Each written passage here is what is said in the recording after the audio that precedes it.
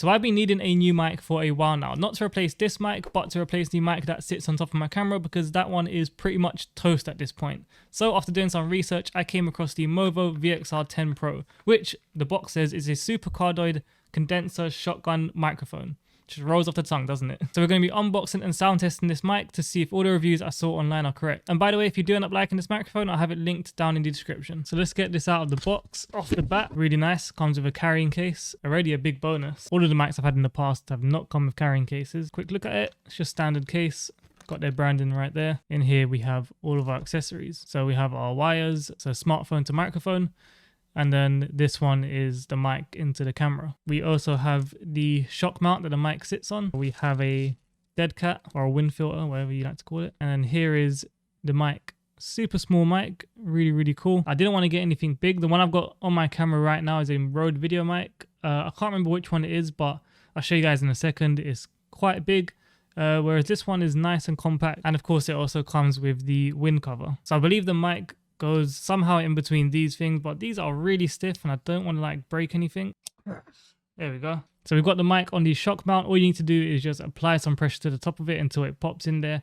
And once it's in there, it is not coming out. So next up, we'll just go ahead and put on our wind filter. We do not need a dead cat because we're not outside and we don't have to block any wind. So as you can see on the back of the mic, it has a headphone sign and it has a line out sign. I believe the headphone sign is for when you're plugging it into your mobile phone to record audio on there. And then the line out one would be for the camera. So we've got the 3.5mm cable here, and that would just go into the line out. And then the other side will go into our camera, which we're going to do now. And then we'll be switching off from this audio over to the camera audio. Okay, the audio you're now listening to is coming directly from the Movo VXR10 Pro. And I've got to be honest with you guys, I'm extremely underwhelmed. There's a lot of background noise. It is picking up our voice really well, and it has got those nice deep undertones that I was looking for. But it's got so much noise. Now this is the mic raw. I've done no noise cancelling. It's got no low cut filters on it. It's got absolutely nothing. This is just the mic raw coming out of my camera. I haven't adjusted the decibels, anything. This is the mic just how it is out of the box. So I have to say that kind of in its defense, because I mean nobody records, or nobody that I know of that does it in like the professional space records audio and just uploads it. It's always edited in post-production and stuff like that, which is also what I do. Even with my normal microphone, I still edit the audio. It does sound great as well, by the way. I can say without any editing to it. But you have to do some editing to make it sound like tip-top.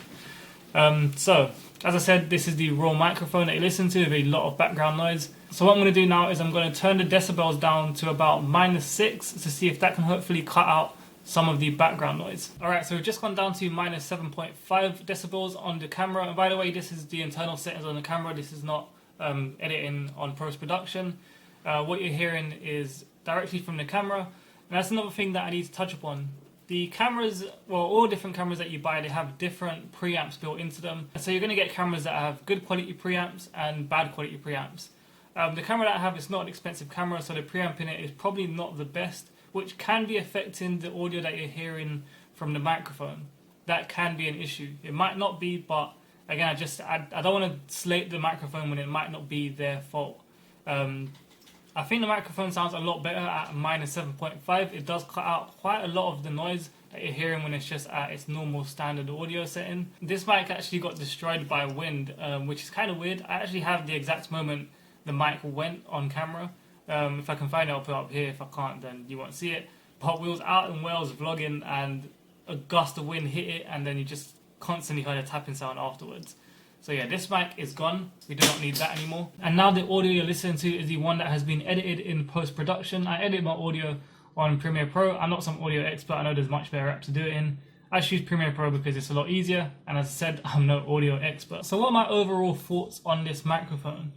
Well, as I said in the beginning, I am kind of disappointed. A lot of the reviews I watched on YouTube all said this microphone is excellent. I didn't have any noise to it, but then when I'm trying it out for myself, I mean, you guys can hear it. It even says on the box, which I find hilarious, I don't know if you guys can see that, it says max noise reduction. If that's what max noise reduction sounds like, then damn, I don't want to know what it sounds like without that. This mic currently sells on Amazon for about £44. Can I recommend this mic to you? Absolutely not, but that's based on my own experience. I am going to keep this mic, test it out. I'm going on holiday this week, actually. I'm going to Turkey. and we're using this mic to vlog out there, so then we could do a proper in-depth testing on it. This is more of a vlogging microphone. It's not something that I would use when I'm at my desk. I'd always use this one. I do vlog as well on a second channel, which is why I bought this microphone. So yeah, I'll be going to Turkey. I'll be taking this microphone and camera with me, and we can do a more intensive testing out there. And when I get back, I'll have another video out and a more in-depth review on the mic. But for now, my opinion stands. Not the best mic, not the worst mic for sure, especially at its price point. But unfortunately, I do not recommend it. I hope you guys did find this video helpful, and if you did, don't forget to like, comment, subscribe, and turn on bell notifications, because I upload content just like this, and I'll see you guys in the next one. Peace.